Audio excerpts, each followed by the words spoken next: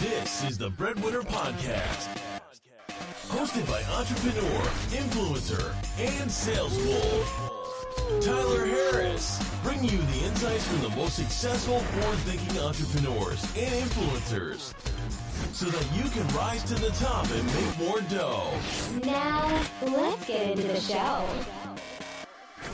What's up, everybody? This is Tyler Harris. This is the BreadWinner Podcast. Today we've got the pleasure of being in the office, in the office studio here at Young and Reckless with Mr. Christopher Drama Pfaff. Yes, sir. And I'm excited, man, to meet you in person. I was telling TJ on the way here, we were driving over from LAX, and I was like, man, I'm thinking back to Rob and Big was one of my favorite shows. Yeah, me too. I don't know what it is. I think that there's this inner Rob Dyrdek inside me. Because at my house, my wife, it drives her nuts because I'll just sing everything. Just for no reason. That's just she'd be like, hey, take the trash out. I'd be like, you want me to take the trash out? Just for no reason. You know? And when I saw him doing that, and honestly, that show, I was like, this is a dude that is literally making a living just having what seemed to be the most fun ever. Yep. And so the opportunity to get to meet you here and talk about all the things that you've done since then, which was the very beginning, and kind of helped you launch all the things that you've done today, man. I couldn't be more excited to have you on. But for those of you that don't know, Chris, if you want to give a quick intro of who you are, where you're from, and really what your main focus is right now. We'll kind of go from there. Yeah, the quick version of it is my name's Chris Pfaff. My nickname's Drama, which got very, very well known courtesy of MTV in about, I think it was 2008 or 7. From Akron, Ohio, born and raised. Had an extreme passion for skateboarding. That's what led me to moving to LA. LA is the skateboard capital of the world. Yeah. So I kind of, from 14 on, I knew the moment I graduate, I'm going straight to LA. I pretty much did that. Had a bad head injury in Ohio skating so it delayed my trip a few months, but moved to LA. Ended up becoming really close with my cousin Rob, who's the superstar, hilarious TV personality, and the cool thing was I knew who he was growing up, but he's I think 13 years older than me, and he moved to LA when he was 16. So I never really knew him. We'd see each other probably 2 or 3 times at a Christmas or something. Mm-hmm. But when I came out to LA, I knew that he was obviously out here. He was a skateboarder also, and luckily we just ended up becoming really close. And he literally became a big brother to me, and still is, right? Yeah. And so then that turned into shooting a pilot for some crazy reality TV show concept. That ended up being Rob and Big, which was a smash success, massive success. Yeah. That rolled into a show called Fantasy Factory on MTV. That rolled into me being able to launch my clothing brand, Young and Reckless. And that's mainly what I focus on today, is Young and Reckless. That's my real passion. And ever since really day one, I think my goal has always been to own a business and be an entrepreneur and build a life in LA where I could sustain and have a good life in my dream city. And I'm able to do that now, and I'm just really happy about it. And I've also tried a million. I have some other insight that I'm sure we'll get into, but I've tried and failed and succeeded and had different experiences in different businesses. I don't think that this is necessarily my end all, end of the story. I really want to continue building and growing businesses. Yeah. And now I'm getting into podcasting, and we're talking about creating content and just trying to kind of take what I've now learned. Now it's crazy to think, but it's been, 12 years, and I've been through everything from small town to reality TV to all this different stuff, building brands, and now I'm just trying to figure out the best way to kind of share that to as many people as possible. That's awesome, man. Do you ever sit here in this office and you kind of look out into the hills over here and you think how does a kid from Akron? Yeah, I do. But I think the weird thing about, just being honest, the weird thing about our brains is you have those moments of man, who would have thought? This is crazy. And even to be honest with you, this morning when I walked out of my place, it was a nice morning, the weather was great, and I just kind of thought to myself it's so cool that I'm financially fine in Los Angeles. I have a life built. I have friends. I have that's crazy. Yeah. So all the other stuff, it's great. It's a bonus, but it's crazy that this is where I really call home and know people and have been to now weddings and you know and just all these different things, and this is my life. And yeah, it's cool. But the problem is the entire rest of the days is let's go. Yeah. You know, so I try to balance that as much as I can. And the other thing too, though, is the nice thing about when you've put an insane amount of work in, it's in that same moment where you're like, how did a kid from Akron get here? You're like, no, this makes sense. Yeah. Because of the work that's gone into it. Yeah. That's what I love about seeing people that have earned it. Yeah. 100%. Because it would be very easy to say that and you're like, really? I mean, how did I? Yeah. How did I get here? But when you know the hours and the years that have gone into it, no one put you on that show and said, hey, now this is your opportunity to launch a brand. And by the way, there's going to be thousands and thousands of hours that'll go into actually building that brand. Yeah. And then you'll be sitting here one day saying that. That's the nice thing, man. Yeah, it's cool, man. And it's I've learned so much, and I have been very fortunate. And that's why one of the main things that I tell people is you gotta go for it, and you're gonna find people to help you build what you're already building. But no one's gonna create anything for you. And even it's embarrassing to admit, but the first week, month, 6 months that I lived in LA, I was scared shitless. You know what I mean? It's just so different than where I'm from. I'm from a pretty small part outside of Akron, Ohio, and it's just different. What's the town called? Well, Coventry, they kind of do it by townships there, right? So Coventry Township. I lived in Hudson when I was a little kid. Oh, yeah, that's close. Yeah. I think Stowe and Twinsburg. 45 minutes or something. It's a funny story. So I moved from Pittsburgh to Hudson, and my dad was working in Twinsburg. Mm-hmm. And so about a month or so before we moved out there, we were going to go out there and look for houses. And my dad and I, and my mom and sister were at this restaurant. We're looking around. We're like, what in the world is going on? And also we look around. There's twins everywhere. We didn't realize that there's this Twins Day. There's a Twins Day festival in Twinsburg, and that was the one day that we went there to look at houses, and we're like, trippy. Where are you moving me to, Mom? I was in the third grade. That's so good. I forgot until you said that. I didn't even remember that happened. But it always used to be on the local news. So it just was such a change, and I literally the first week I was I'm moving back. There's no way that I'm going to be able to. And it probably took a couple of years before I really felt this was home and that was away. But it's been a journey, man. But I've been really fortunate and learned a lot of stuff along the way. You know?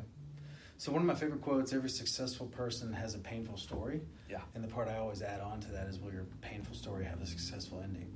So what's one of those painful stories kind of over the last 12 years that happened for you, not to you, and kind of made you who you are now? Yeah, I mean, I have a lot of them, a whole lot of them. And I think that I guess this is my moment to kind of say the, oh, pity me thing, but I'm not usually a fan of doing that. But what people don't realize is I was the younger brother of my family. My brother was always better than me at everything, right? So I was fighting to kind of get through that. Then I moved here and was fighting to make a place for myself. Then now this reality show takes off, fighting to make a name in there, fighting to start a brand. And so I've had a lot of ups and downs and a lot of gut punches and a lot of embarrassing situations and whatever.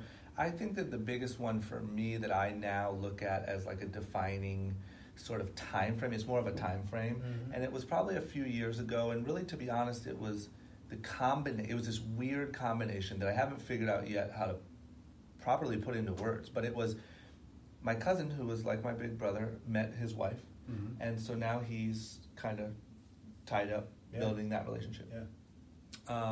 Even Dee, my business partner, had really got serious with his wife and was tied up building that. We were done filming the show, which for me was a great thing because I didn't like going and performing on camera every day, and I didn't enjoy that. But what I didn't take into consideration was there was a family of crew members, and it's literally like coming to an office every day for 10 years and one day just stopping. And you say oh, I'm going to keep these relationships, I'm going to do blah, blah, blah, and everyone's busy, and you just don't realize the toll that takes on you. And these are literally people that when I first moved here and we started filming, if I had a flu, I would call the production assistant to schedule me a doctor's appointment, and it's insane. And not on some diva stuff, but on some that was really they were overly concerned about how we were and that we were healthy, and they were so thoughtful and knew how to take care of anything. And that's just kind of how my early life was built here. And so I underestimated that. Had just gotten out of a pretty crappy relationship, and then the thing on top of all that was retail had just started to really get kicked in the face, right? And what that meant for us was we've always been really aggressive, been really lean, all that stuff. But it meant some very dramatic, very quick cutbacks. And it meant sitting with a lot of the people that I had been traveling the country with, building this brand, and became really good friends with, and firing them. Not because they did anything wrong, but because the industry changed. Mm-hmm. And it felt like for a while, there was like a 6-month period where it felt like every day I walked in these doors, the sky was collapsing, and it was worst case scenario. And I felt so terrible. And I would go home every night. I tell this story now that I'm comfortable telling it and that everything's going well. Yeah. I would wait until 9 p.m. because for some reason that was the time when I didn't have a problem, and I would crack a bottle of wine, right? And I would just be at my house by myself, chugging wine, like 2 bottles of wine a night, right? But as long as I waited until 9, and I would literally be like waiting around my house watching like Lock Up until 9, and then have a drink, and just it just felt like nothing. I mean, this sounds kind of dramatic, but like it felt like nothing was for anything. Mm-hmm. It was just like, why am I even doing this? Yeah. I don't even feel like I didn't feel like I had any friends. I didn't feel like I had any close relationships. I didn't feel like all girls were messed up. I felt like business was unfair. And it rocked me, man. Yeah. But I think that luckily, for whatever reason, I don't know the reason, there is a part of me that, for lack of a better way to say it, just refuses to be a loser. Mm-hmm. I just won't be a loser. And so that meant, like, you got to figure out... Sounds like the title of your next book. Yeah, like, just don't be a loser. Just don't be a loser. And literally, like, that's always been my thing, is like, I just won't be that guy. Like, what am I going to do? Be the guy that just drank too much and had to move back to Ohio? Like, I won't. Yeah. And so that led me to, the first bit of progress, the second bit of progress, strengthening kind of how I look at things, getting through the tough part and dealing with it of the business, and really working on myself, and realizing that I had some pretty insane success pretty early. Yeah. Because what happens is, at 25 years old, when you're on a television show and so people are recognizing you everywhere you go, you're making millions of dollars from this company that you built essentially yourself, right? Like, outside of that with obviously Dee. Yeah. So now you have this like fuel to any ego that you have, you're making money. It's literally like you're on top of the world. Yeah. And all it takes is a couple times of not knowing what to look out for or whatever happened, and keeping yourself in check, and you can get slapped really hard. Yeah. And I think that really taught me, like, look, man, good job. Like, you came here, you worked, you whatever, but like, let's chill out a little bit and learn how to really do this. Yeah. And that was that moment for me. And I started then, I read a book called 10% Happier about meditation, started dabbling in meditation, started dabbling and trying to figure out. Dee runs, my business partner, runs nonstop. Yeah. Started trying to run. It was miserable. I started going to Soul Cycle. I got to talk to Dee today because I can't handle the Instagram stories when he's like so holding his gear. Fantasy Run Club. yeah, it's the worst. But I hate running. I hate everything about it. And so I just literally worked through trial and error, all these different things, dealt with what I had to deal with. And I can say now that because of that, I'm in such a better place than I was before. And I feel like I know why I'm here. I know how to control it. I don't want it to happen, but worst case scenario could happen tomorrow. I'll be able to deal with it. It made me such a more thorough human being, That's an awesome story. I told this story once, but it was a very, very condensed version on one of the first podcasts. You know Gerard Adams? Sure do. It was one that we did up with him up in New York, and but I was leaving work. My wife had gone up to Asheville, North Carolina, up in the mountains, and I was headed up there after work to meet up with her, and we were staying with her family and grilling out that night. And I'm driving up there, and I'm driving through the mountains, and I always lose service in this one, like, 20-minute section. Yeah. And I was up there, and I just had a really bad month, week, day, and just all that stuff. Just, like you said, that moment of, like, why am I doing this? Yeah. Or what am I supposed to be doing? Because what I was doing, I was very successful in doing it, but I'm like, I don't know if this is what I'm supposed to be doing. Like, I don't know if this is what my talents and skills are supposed to be used towards. And I remember, like, I just started praying, and in like, not like the nice, like, pretty praying, like the ugly crying praying, Yeah. And I was just like, I need you to tell me right now, what am I supposed to be doing? And I've been texting with my wife on the way up, and we have a 20-month-old daughter, and she had been a handful that day, and I was like, hey, you want me to grab some beer on the way up? And she's like, yeah. And I said, or beer and tequila. And then that's when I lost service. And so I'm sitting there praying while I'm driving. I'm like, I need you to show me right now, what am I supposed to be doing? Yeah. And it was right when I came up on the other side of the mountain and got service back, is right when I said, what am I supposed to be doing right now? Tell me right now. My phone vibrates that very second. I look at it. She's responding to the beer and tequila, but hadn't used this phrase in forever. She said, preach. And so God, tell me right now, what am I supposed to be doing right now? Like, preach. And I'm like, come again? Excuse me? Too perfect. And so I get back to the house. I'm like, and at the time, my wife and I were in the process of starting a church with this group, and that wouldn't be that far-fetched, but it would be extremely far-fetched for me. But it wouldn't be that far-fetched in the realm of, like, where would that come from? Yeah. I told my wife about it, and she's like, well, you're not going to be a preacher. And I'm like, I don't think that's what it meant. Yeah. And it wasn't until about 6-7 months later, I realized it didn't say be a preacher. It just said preach.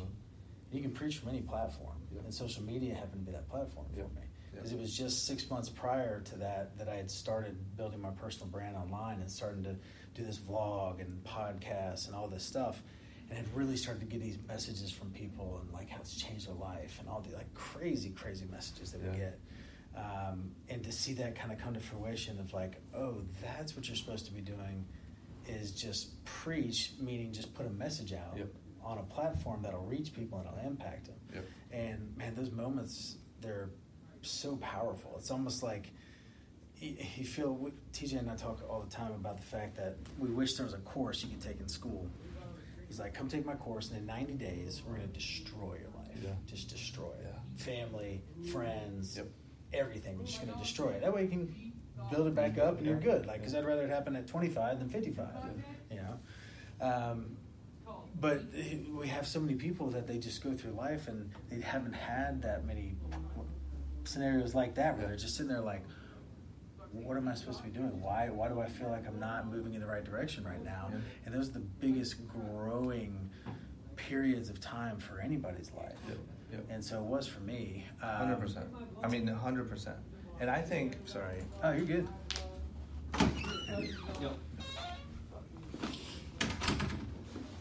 Sorry.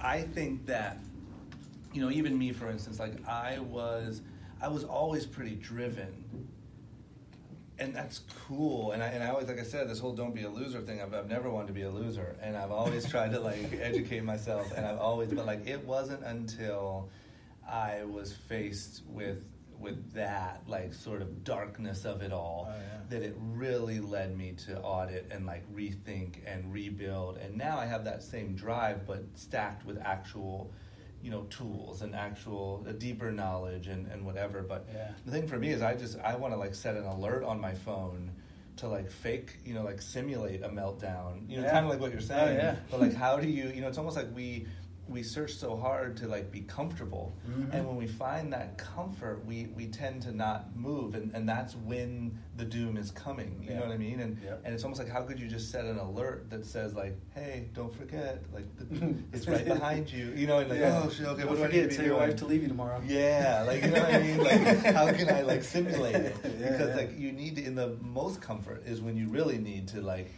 audit and sort of shift and whatever, but you know, it's instinctual. So that's. I hope that I can take a piece of that and sort of continue to do that forever. I'm just thinking, like, this whole premise of this book, I think it may actually be genius. The Don't Be a Loser book? Just like at every moment in your life, just ask yourself, like, what would the non-loser version of me do? Yeah, like, are you being the loser, or are you being the winner? So how did you and Dee meet? We met because, this is a great story. Yeah. Did he tell you? No. Oh, man. Okay, so he had a relationship or friendship with my cousin's manager, I think it was, And so whatever, he was just like, as well as like, you know, I knew people from DC Shoes, and I knew all this, and he was, you know, someone that I knew, and but this is how I got to know him at all, is when I was on Rob and Big. So Rob and Big only did 3 seasons. It was this massive hit show. The problem was, at a total, I was probably on like 7 or 8 episodes, right? And I wasn't making any money from the show. I was just making the little bit of money that I was making being Rob's assistant. And so I saw Rob making millions of dollars and renegotiating contracts and all this stuff for DC and all these people. And then I saw Big Black launch a clothing line, and that did millions of dollars in business. And I thought, man, I can get something. Like, there has to be something that I could get. And so I went around and met with everyone, including like Echo and everyone that I could meet with, to try to get $500 a month to wear it on whatever else featured on the show, and I would do anything for you. And one of the people I met with was D for 5'4", awesome. And I said, hey man, you know, I'm on this show, and if you give me $500 a month, I'll do anything. And they were like, we don't really do that, you know. And I was like, man, like a third in line. This is before influencer marketing was 100%, and I just wasn't big enough. Nobody cared, you know. And I think that like I ended up doing a couple things. Like, are you gonna be working in the fast food restaurant episode exactly, when you do this? Exactly. Do we get prime time? And so I think I ended up doing something with Echo where I did like $200 a month for like 3 months or something. But the funny thing is, I always joke with him, like, man, if you would have just paid me $500, I probably never would have started Young and Reckless, because that was part of the fuel. You know, it was like nobody will, you know, will pay me to wear their stuff, so I'm just gonna have to start selling my own stuff. And then when it came time to, so we didn't really talk or anything. When it came time to start Young and Reckless, I went and met with everyone that I knew in clothing again, and he was one of the people. And obviously, you know him now. He's a great guy, and saw the vision, was very like flexible, able to kind of figure it out with me, and it just ended up being perfect. And there was something that happened there with getting the brand, something that happened with the first few episodes, or was it the first season of Fantasy Factory, something where you couldn't put it out there? Yep. So the way it went down was this. I was brainstorming on like, okay, how can I sell my own stuff, right? And then they picked up Fantasy Factory, and they said they wanted to do Fantasy Factory. So at the time, Big Black had moved to Texas to raise his daughter. And so it was just Rob and I. So I'm like, all right, well, now I'm second in line. So I'm definitely, this is my chance. So I'm working. Obviously, I take it to Rob. He doesn't have enough time to help me with it. I'm like, man, so I go meet with D and all them, blah, blah, blah. Come up with the name Young and Reckless, start working on the logos. The point is, by the time I had gotten the logos and everything, I was working on the trademark when we started shooting the first season, but MTV is not going to take a risk letting me wear anything that isn't trademarked and owned 100% by me. So I missed it, and I couldn't wear it on the first season, and I was devastated. And I was like, man, there goes my chance. Like, I just blew it. Because you don't know at that time. You're literally... have another season. No, you're checking ratings the next morning. Every day after it airs, you get the ratings the next morning. You're hoping that they're growing or staying flat. You're hoping you don't get the call that you're canceled. You have no idea. So thought I blew it. Sure enough, thankfully, it worked. We came around for the second season. By that time, I was ready. We printed up samples. I put it all over my office. And I got really lucky. This is the part of the story that a lot of people don't know. It's where I really got lucky. Sure, I got lucky that I was on a TV show and all that stuff, but I don't consider that luck because I was along for the entire ride, right? Like I was part of it. Yep. The luck was MTV called after the first season. They would always send us notes like, hey, this is what we think the audience is wondering, so think about this when you're filming. One of the notes was, what is Drama doing? Like, we know he doesn't work for you anymore. We know what is he doing there? You know, and we know he's your cousin, but like, can we give him a storyline? And that literally was right when I had Young and Reckless ready, and I was like, I have a storyline for you. And that's when it started with, we did that episode with me sitting in the office in my closet, staring at the wall, and Rob took me to go get motivated and all this stuff, because it was literally like, what is Drama doing? Like, let's show. And then sure enough, my response to that was, I printed out fake line sheets and all this stuff and plastered them all over the wall in my little office, and like, this is my thing, this is what I'm doing. And it just worked perfectly with the story, you know? Now, I'm trying to think back to the show. There was it called The Hands of God? Oh yeah. So was that the first season before this? That was the first season. So here's what happened. My first thing was this. So the moment I landed here, I was like, I got to figure out my thing. Yeah. And then I saw, obviously, that, now we're doing this show, and now there's all this opportunity. So you have this platform, but, what the hell is my thing? Because I know this is going to come and go, and everyone's going to be doing well, and I'm going to be out here doing club appearances, right? And so I'm like, I got to think of something. So my first thing was music production. And so I took all the money that, when you're young and your family gives you birthday money and your parents put it away for college. Yeah. I knew I had one of those. And so I called my mom. Obviously, I'm not going to college. So I called my mom. I'm like, Mom, how much is in that thing, that we do? And she's like, I think there's $800 or whatever. Yeah. I'm like, send it. You have to send it. I'm going to buy a keyboard. Because I had just learned that with a keyboard, you could make beats. Yeah. And I'm like, Mom, you have to send it. You have to send it. And so thankfully, she gave up on college also in that moment and sent me the money. I went to Guitar Center, bought this keyboard, set it up in my room, and would just make beats. I grew up playing the drums, so I kind of knew the basics.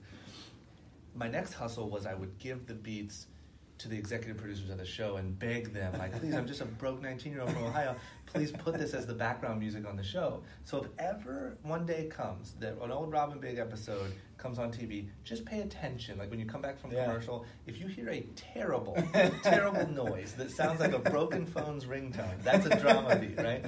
And so I'm like, this is it. I'm signed up for ASCAP, I'm going to be rich, blah, blah, blah. And I'm making beats, I'm giving it that. And so in the interim, that was really my focus when Rob and Big went off and Fantasy Factory started. And so my thing for Fantasy Factory was, this is my chance, this is my first hustle. I'm going to spend all my money and I'm going to build a studio in there. And I'm going to go get the equipment and I'm going to whatever. And this is it. I'm taking off. And so I wanted to do Young and Reckless. That was in my mind. But this was now my thing. So, okay, I'm drama, beats. I got the Young and Reckless. I'm pretty much P. Diddy, right? Yeah. Clearly. And so, so then that's how that was born. And then, of course, I got to give it to Rob on that. He took my idea of a studio in the Fantasy Factory and just put it on, on mushrooms, we'll say. And it turned into, the soundboard has to be a spaceship. And when people are waiting, they're in the hands of God because they're waiting to get blessed by God. And there's a cave where you walk through to go to the booth. And I'm like, all right, dude, this is your building. You do whatever the hell you want. I just want a place to record and whatever stuff. That's awesome. Yeah, that was my first thing. When Chris Boykin died, I did a long post about it on Instagram, and because I had done a bunch of research on his life around that time. Yeah. And it's so impressive what he did. Yeah. I mean, if you think about moving from up north to, was it Mississippi? Yep. And then all Chicago. Chicago to Mississippi, and all the stuff he had to deal with there. And I remember reading these stories about how he realized that he needed to become funny so he could fit in and be in rural southern Mississippi and all that was going on. And then did you listen to our podcast?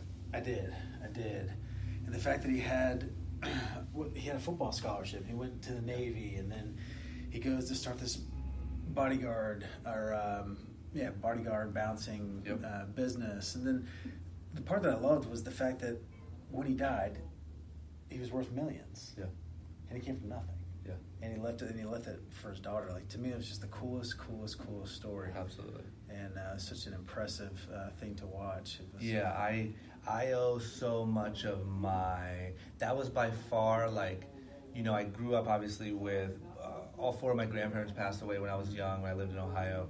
And obviously, so there were some young family things that affected me. But definitely, without a question, as far as phase 2 of my life goes, which is the LA part, that was the one that really affected me much more than I don't want to say that I would have expected, but really affected me like a family member. Mm-hmm. Because when I moved here, literally, I walked into, Rob picked me up from the airport, and I went to his house first, and it was him and Big Black there barbecuing and whatever. And so through the whole process of Rob and Big, and then when he came back for Fantasy Factory, he was there was so much advice and guidance and even problems with girls and stuff he would give me advice on, and just leading by example and seeing the way he dealt with things.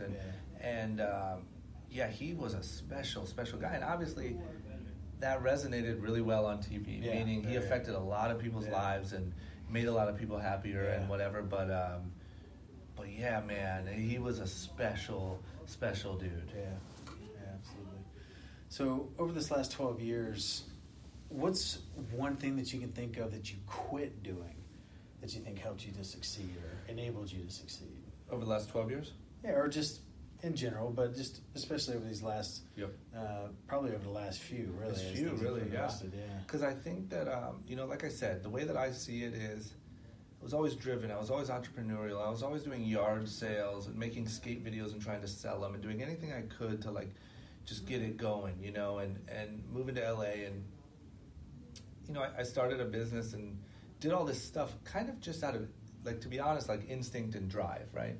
And then, like I said, I hit that bit of a wall, and that's what really made me kind of look at everything I was doing and try to be way smarter. And I realized that, to kind of, no pun intended, put a long story short, is like, what you don't realize is when you're born, you have to look at like your childhood and where you come from, and at what level do your parents achieve, and is that in line? Who cares? Some people like to just relax. Some people want to be really rich. Whatever. Mm-hmm. My point is, I'm not judging. My point is, were you raised with the real lessons that it takes to become really successful? Were you raised with those habits? Were you raised with that discipline? Yeah. The school system that you went to, did that teach you that? What does everyone else do? Like, let's just be really honest and look at how you've been trained to think and live every single day, and is that in line with where you want to go? Mm-hmm. And for me, that answer was a loud and clear no. Yeah. And there was a lot of things that I wasn't doing that were just discipline issues.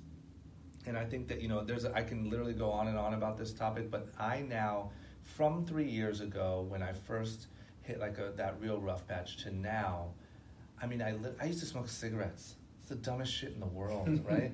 I by nature, and not that I've ever, even through that period, I would never consider myself like an alcoholic in that period, but like, because of that, by nature, you're drinking less. Because of that, by nature, I'm waking up earlier. I now have systems to track that I do the bare minimum every day, drink the right amount of water, text my mom, stretch, whatever, meditate. I have all these systems in place and all these things. And then I do gratitude journals, and I do like little things to just work on habits and make sure that you're setting yourself up to succeed in any given day, and also realizing that absolutely nothing is promised or owed to you or anything every day. And the one thing that I learned, I'll tell you this, through that hard patch is I was a part of a successful TV show and was recognized almost everywhere I went. And I had made millions of dollars. I bought a Lamborghini for my 26th birthday. But the moment nobody cares and business gets tough, nobody cares and business gets tough. Yeah. Like, nobody writes you a check to say, hey man, we're totally sorry about what happened. Business is tough right now, but you've done a lot of work in the past. Just cash this and I think you'll be fine. It's like, you have to stay aware and be learning and growing every single day, or else you will get crushed. Yeah. And I just think I wasn't born with that mentality. I wasn't raised with that mentality. I was raised wanting to be better and wanting to succeed and wanting to keep growing. But I had no idea how much work that meant and what that really meant. And so there's a million things. In the last few years, I literally am like a totally different person. Yeah, no, that's awesome. I love how you said that about knowing really, even, not that they don't care, but that they're certainly not going to pay you for what you did do. Well, and they don't care, meaning, I don't mean it in like a, that hurts way. I'm meaning like, everyone has their issues. Yeah. Everyone has their stuff to deal with. Mm-hmm. And I was compensated for the work I did that day. Yeah. Then what are you going to do the next day? It's not like what I'm saying? And so it's kind of like, I don't want to turn anyone off with like bold statements like that, but I do think it's important to say, like, look, it just is what it is. Nobody cares. You can work for 10 years and work really, really, really hard and build a great thing. But if you stop in the 11th year, nobody cares to come save it for you, And if you don't stop, you're going to be greatly rewarded. Yep. You know what I mean? Yeah. And you're going to get more than what you deserve if you keep pushing. But if you don't, then great. Yeah, I agree completely. I own a life insurance company, and so we've got about 80 life insurance agents across the country in pretty much all states. And when people do well, they progress and to become managers, leaders, and they get a team. And we do these trainings with the team, and I try to explain to them, like, the only way I know how to lead is by example. Mm-hmm. It's the only way. And it's all about current credibility. And what I try to explain to our leaders is, this isn't the NBA. You didn't play for 15 years, become an MVP, retire. Now you're coaching, and you can base all of your credibility off of what you did in the league.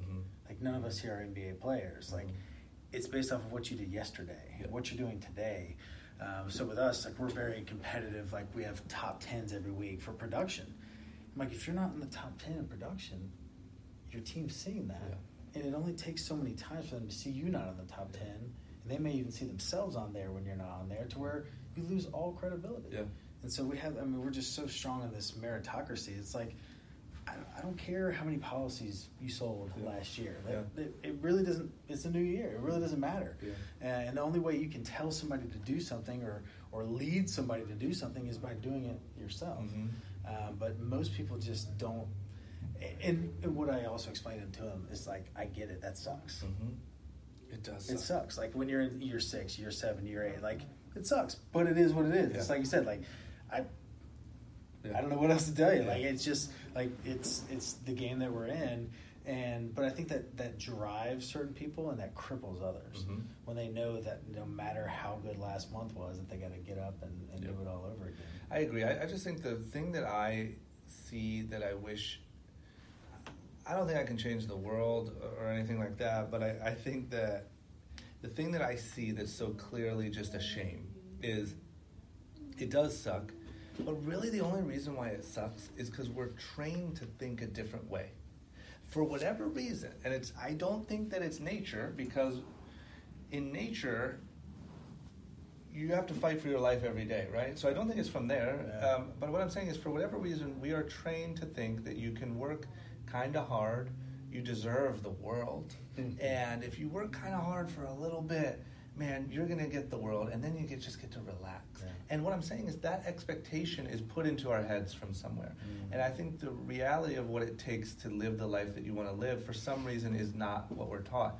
And then you put on top of that everything that we learn in school is just not really, I'm not completely bashing school, but it's not the right education for life. You know what I'm saying? It's literally like taking soccer lessons to play football. It's like, it's kind of similar. You know, there's goals and end zones, and you work hard and you score. But, like, it's literally not the same lessons, not the right approach, not whatever. And so I do feel bad for people, because everyone wants to do good. You know, you might not need to be a millionaire or need to live in LA, but you want to do good, you want to progress, you want to make people proud.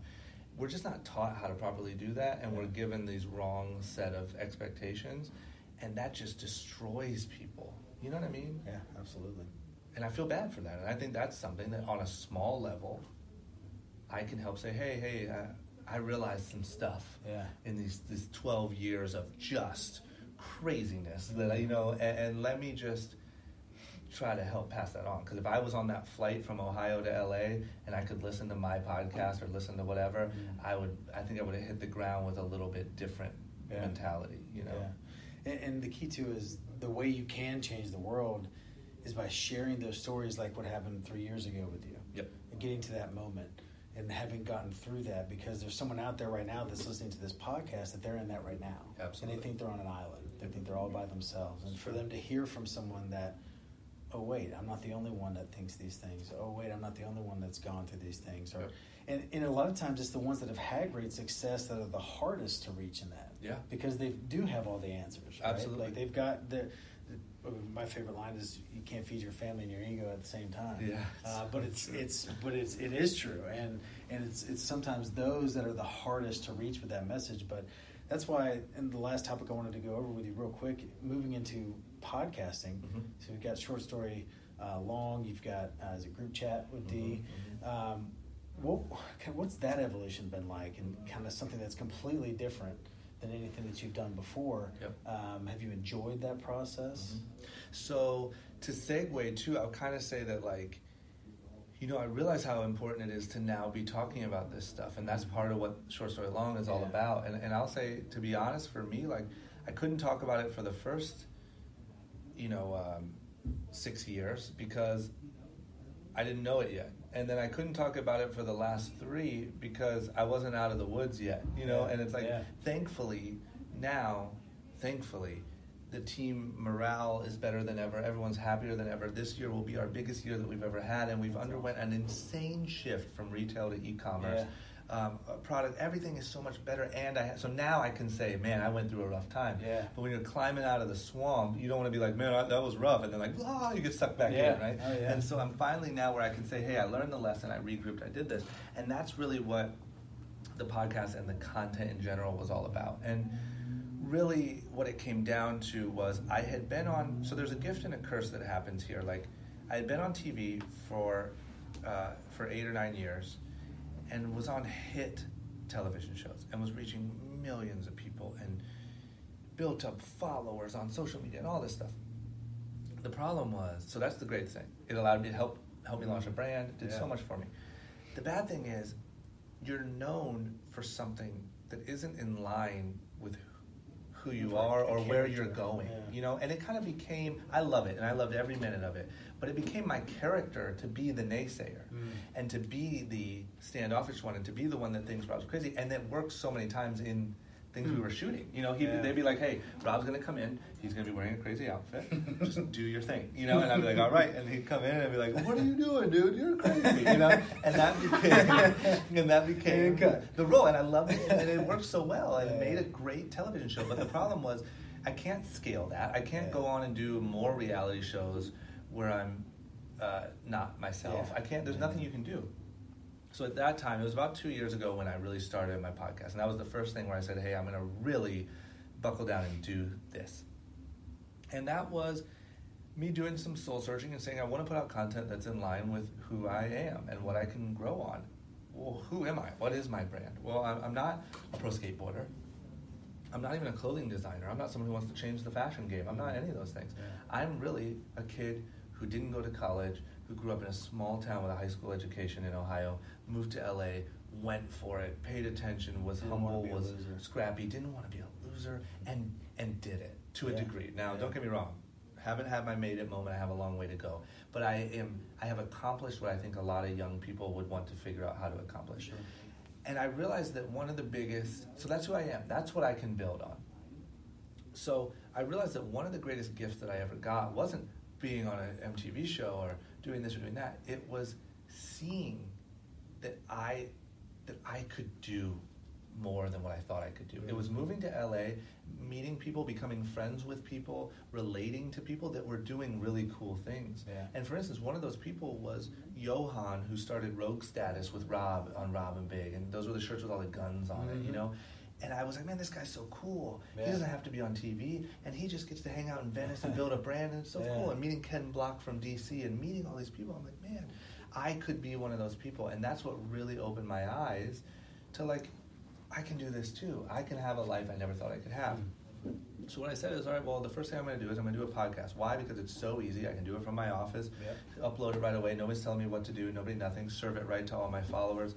And what I'm going to do is I'm going to sit down with people that I think are impressive, cool, have self-made some cool stuff, and I'm going to ask them the truth about how they did it, struggles, ups and downs. Take me through the whole story, because I want people to get to know them the same way I got to know those guys, see that it's attainable, and then take away some little lessons, and hopefully I can spark a person that way to say, man, like I heard this interview with Kyrie Irving, and he's not that different from me when I'm 15, and the way he was when he, you know what I mean? Yeah, absolutely. And so it really started on that, and it's grown and evolved. It's still at the core is that. My little tagline that I just tell myself is humanize and advise, right? So I want to bring the journey down to human level, and then I want to give you some things that we've learned in the end. And I've had the chance to interview some insane people. I've learned so much. I've built insane relationships. I absolutely love it. It's literally like almost content mixed with therapy for me. Yeah, absolutely. And it's helped so much. And then that branched off into group chat with D. The point of that is, hey, we talk shit to each other all the time and talk about what's going on in the industry, and we have some good connections and good inside information. Let's just share that. Let's just have an educated conversation about what's going on in the world that we talk about and see if anyone likes it. And it's been great. And then other than that, just trying to do vlogs like you are and trying to do all this stuff because I realize we're just in an age. I came from quality over quantity, meaning we spent $4 million on an episode of TV, filmed it over a week, put it out. It was insane. Now you have to put out 7 episodes for free in that same time frame every day forever, no seasons. And it's just the game has changed.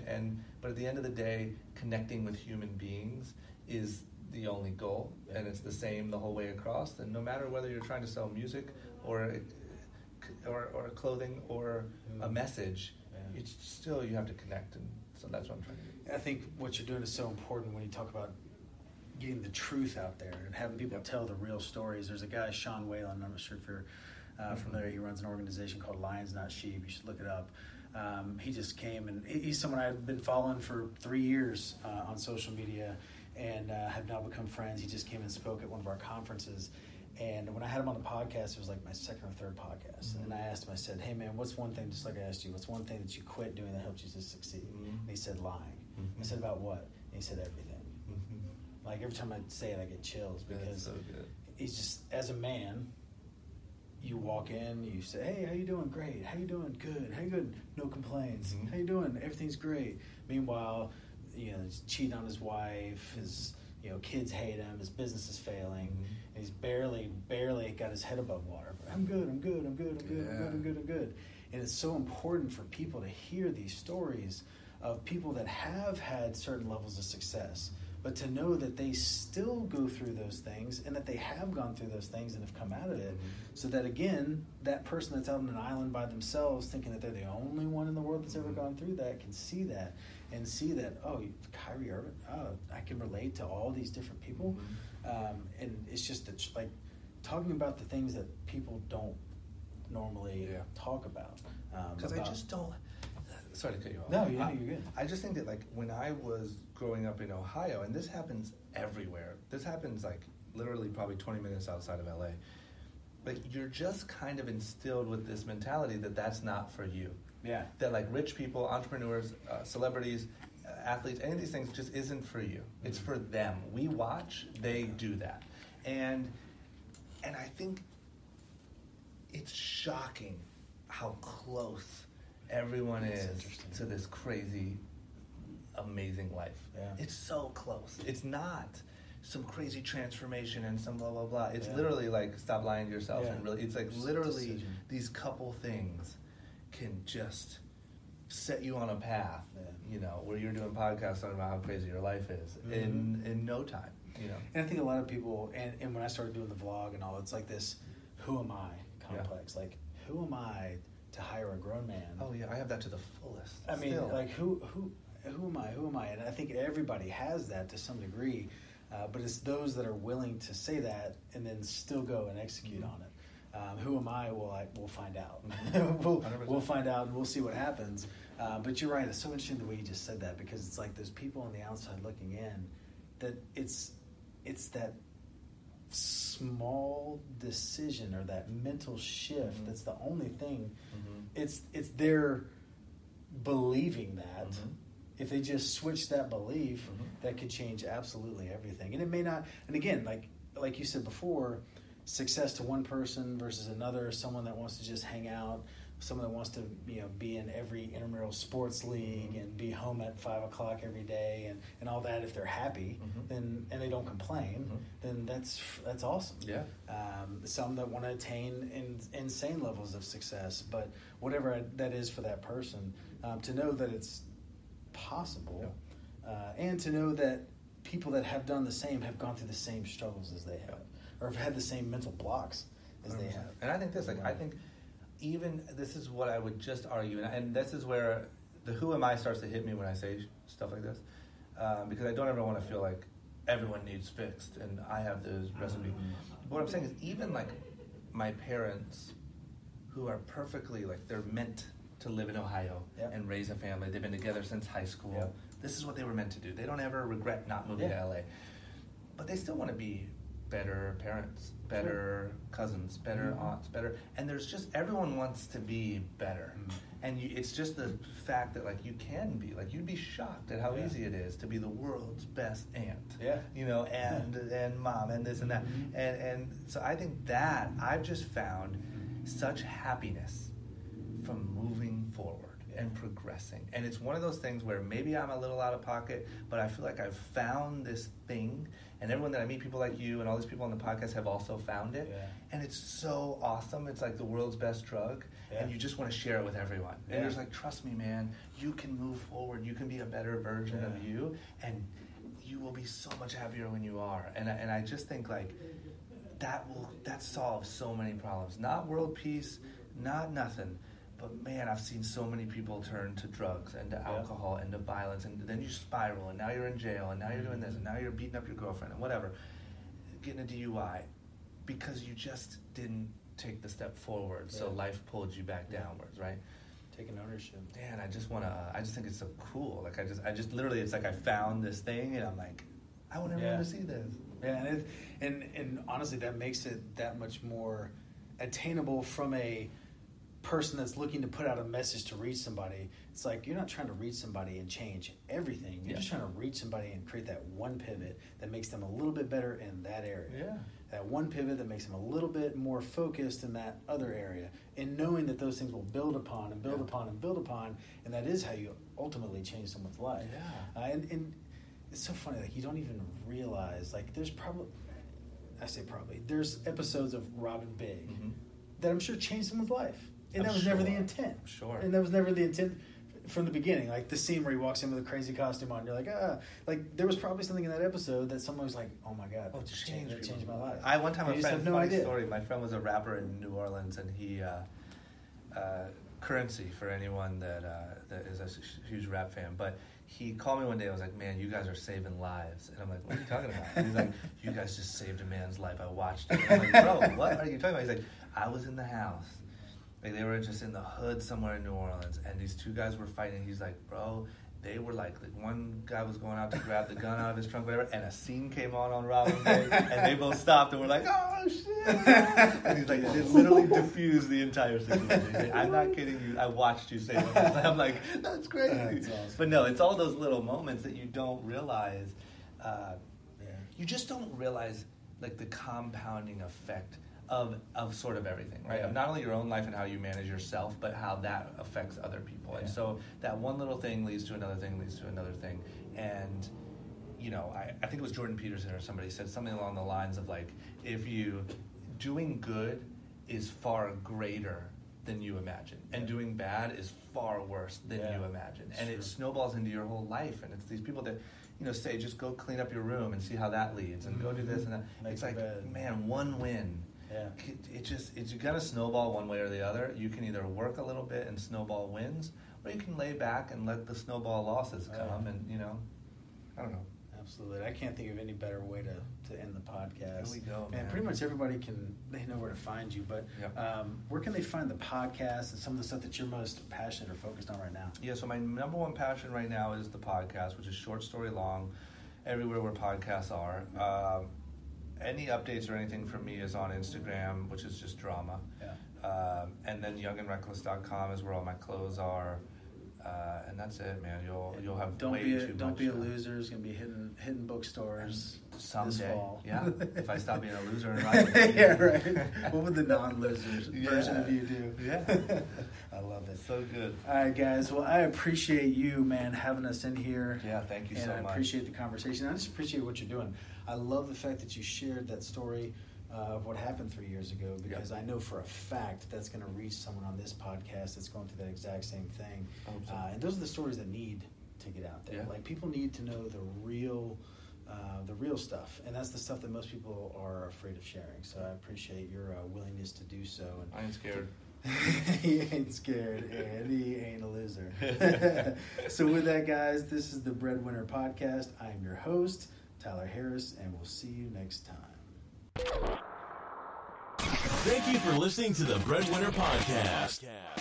Make sure you subscribe to the podcast and leave a rating on iTunes. For a chance to be on the show, send a screenshot of your iTunes rating to @TylerHarris page on Instagram, where he'll pick one person every single week. See you next time on the BreadWinner Podcast.